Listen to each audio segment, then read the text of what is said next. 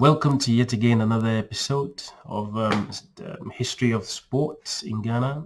Over the weeks, I've tackled sports in the colonial times, and today I would want to look at the post-colonial era, particularly starting from the First Republic.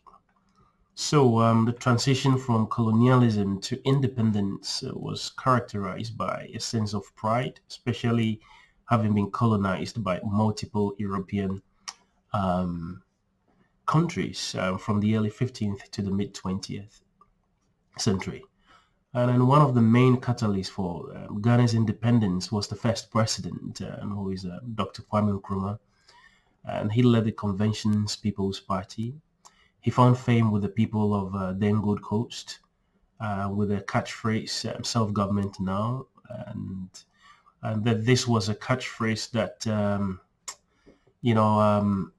demanded and, I beg your pardon, resonated with the people of Ghana and opened doors for independence in 1957. And it's important to mention that that was a partial independence because even at the time, European elements were still in place. But full independence was actually gained in 1960. Kwame Nkrumah became the substantive first president of Ghana, and the political landscape of Ghana since independence has been subject to various and many upheavals. The post-colonial period in Ghana has been marred by radical and disruptive political ideologies, corruption, coup d'etats, and militarism. So what I seek to do now is to examine recent Ghana's political history and demarcate significant periods in the history of Ghana. I will juxtapose sports to this. So I will begin, as I mentioned in the beginning, with the First Republic of Ghana, which is from 1960 to 1966. I would also consider or take you through the military rule from 1966 to 1969. Basically to talk briefly about the political state at the time and the role of sports or the sports strategies that were put in place. So these are the two things that I'll be looking at. Well, so shortly after independence, that's after the first democratic presidential election, and according to the new constitution for the republic, power was consolidated in the hands of the president and his cabinet of ministers. Despite the acknowledged intellectual capacity of the president, that's Dr. Kwame Nkrumah, the political priority he gave to Africa must unite, and the Pan-African movement came at the expense of domestic affairs and development, which led to discontent among Ghanaians. So basically, Kwame Nkrumah is a strong Pan-Africanist, and this slogan is usually ascribed to him, and that's Africa must unite. And his concentration was on an independent Africa, not necessarily only Ghana. And he did this at the expense of domestic affairs, as I mentioned. So, as Kwame Nkrumah once stated, the independence of Africa would be meaningless unless it is tied to the liberation of Africa as a whole. Well, this paved a way to courting a new relationship with the Soviet Union, where both countries concluded cultural and academic exchange agreements, and these include sports. And this actually was from the period 1960 to 1966. So there have been people who wondered why Nkrumah aligned with the Soviet Union at the time. And it is very simple. He has a strong socialist ideas, and these actually resonated well with the Russians, I beg your pardon, the Soviet Union at the time, who themselves were looking for new allies so far as global politics and development is concerned. So, influenced by his socialist ideologies, Kwame Nkrumah sought to unite the entire Africa. He sought for unity and better living standard of all Africans, workers who, in his view, have been exploited by capitalist enterprises in Africa. And consequently, Ghana's economic and natural resources were used extensively for the pursuit of external objectives. The strategy, however, resulted in a serious economic crisis, particularly rapid inflation and rising taxes, and civil protest in Ghana. Kwame Nkrumah's time in power was short-lived, and he was overthrown in 1966 by the military and police officers who from there formed the National Liberation Council and held on to power until 1969 before ushering Ghana into a multi-party democracy. So basically what happened is Nkrumah, as the history tells us, was trying to establish a one-party state, a socialist Ghana, for that matter maybe a socialist Africa, whereby power is consolidated in one-party state, and that's what he sought to do. And this, as you know, aligns with the Soviets' agenda. So that was the political background. Now let's look at how sports was used in this period. I would particularly look at the key sports strategies adopted by the First Republic led by Kwame Nkrumah, and then the National Liberation Council, which was when the military was in. First of all, I'll start with the Central Organization of Sports, and that was established in 1960.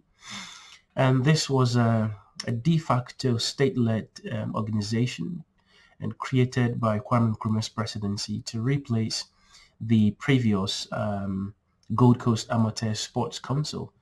And it's important for you to know that the Gold Coast Amateur Sports Council was established during the colonial era, and Nkrumah sought to, blot away all the colonial elements in his presidency.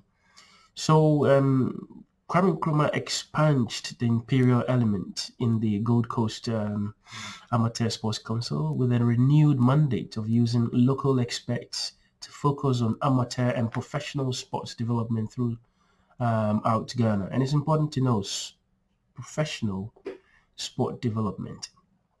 Subsequently, a director and a deputy director of sports, regional sports developers, and several other staff were employed by the Central Organization of Sports. And this is part of the President's Accelerated Program to satisfy the overwhelming wave of nationalism and pride among Ghanaians while pursuing his Pan-African agenda.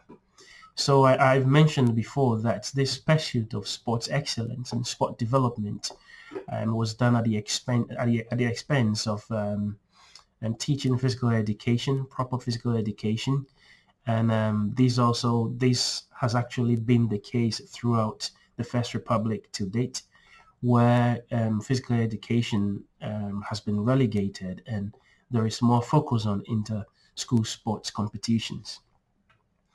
So to continue, capitalizing on sport as a means to foster national pride, the president envisioned that in the field of sports, it is the concern of his government that independent Gold Coast, which is now Ghana, shall stand to none.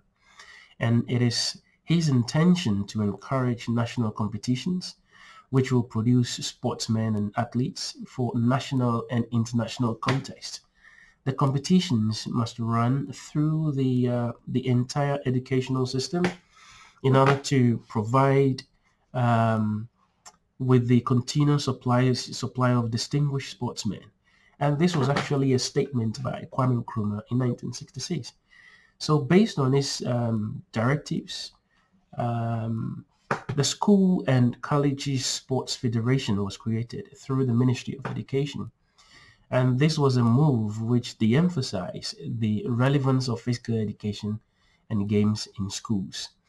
And this was done to favor organized and competitive sports that I mentioned earlier on. So you shouldn't be surprised why various high schools and basic schools and even the primary schools are focusing more on competition instead of teaching children about physical activity or physical education. So, a significant influence at this time was the relationship between Ghana and then the Soviet Union, as I mentioned. And this resulted in the Soviet Union boosting Ghana's development, sports development in Ghana through various sports exchanges and training programs, as well as providing facilities, financial and technical support. And then furthermore, Kwame Nkrumah instructed the Central Organization of Sports to set up the Real Republicans Sports Club.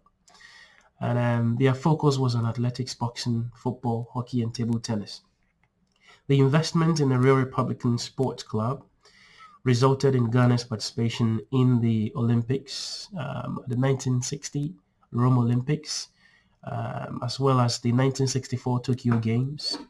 Ghana also participated in various Commonwealth Games, such as the 1962 Perth Commonwealth Games in Australia, I think, and then Kingston 1966 in Jamaica as well.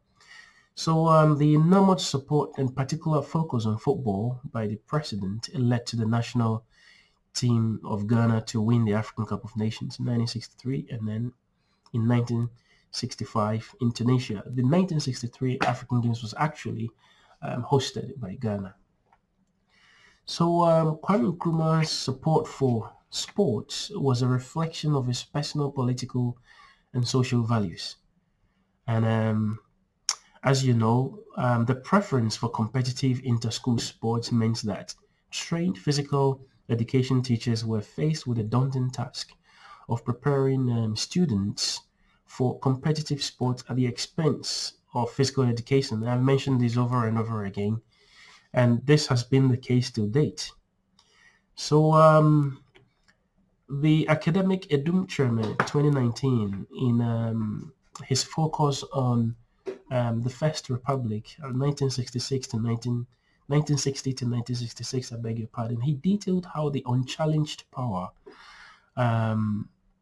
vested in the management of the Central Organization of Sports resulted in mismanagement of funds, nepotism, favoritism, and autocracy. And this led to the reduction in the extensive powers and dismissal of the sports director of the Central Organization of Sports by the National Liberation Council. And as I mentioned, the National Liberation Council was formed after the military coup that deposed Kwame Nkrumah in 1966. So that was the Central Organization of Sports and the and what happened with it. So let's look at the Sports Council of Ghana, and this came actually as a result of the dismissal of the director of the Central Organization of Sports, and the Sports Council of Ghana was actually formed during the military rule from 1966 to 1969. So after the overthrow of Nkrumah, the National Liberation Council, which is the military rule, assembled a sports review committee. And for those who are Ghanaians, you know, you've heard of the Table Committee, widely spoken and written about. And after the Table Committee, they promulgated Decree 224 to empower the committee to review, decentralize, and streamline the activities of the Central Organization of Sports. The review led to the creation of the Sports Council of Ghana, and this was on 2nd February 1968, with the responsibility of fulfilling an advisory role on policy for sports administration and development in Ghana. Furthermore, to enforce the mandate of the Sports Council of Ghana, the National Liberation Council passed Decree 330, NLC Decree 330, on 17th February 1969. And under the Sports Council of Ghana, they made recommendations for the Second Republic that will be taking place.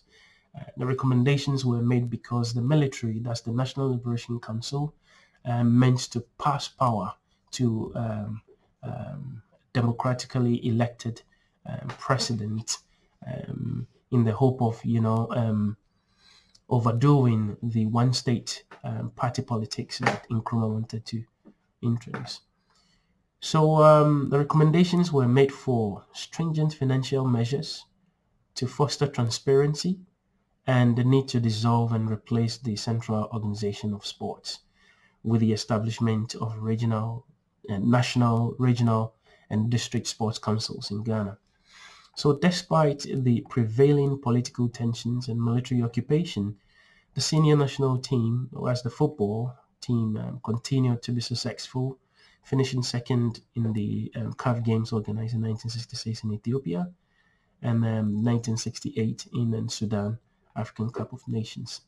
So basically, this is how sports was used in the First Republic and then the military rule that followed in Ghana.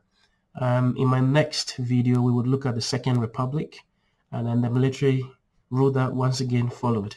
And I hope to share with you about the Sports Act 54, 1976, which stood the test of time until it was replaced in 2016. I would also look at the establishment of a substantive sports ministry for the first time in Ghana. So for those who are following my videos, I want to thank you for making some time to listen to me and to learn new things. I hope to demarcate the history of sports in Ghana for your consumption. And as I've always said, that the past is as relevant as the present, because once you put the two together, you are able to make a good prediction for tomorrow. On that note, thank you so much. Don't forget to subscribe to the channel to hear more about sports and emerging issues. Have a very, very good day and see you next time. Bye.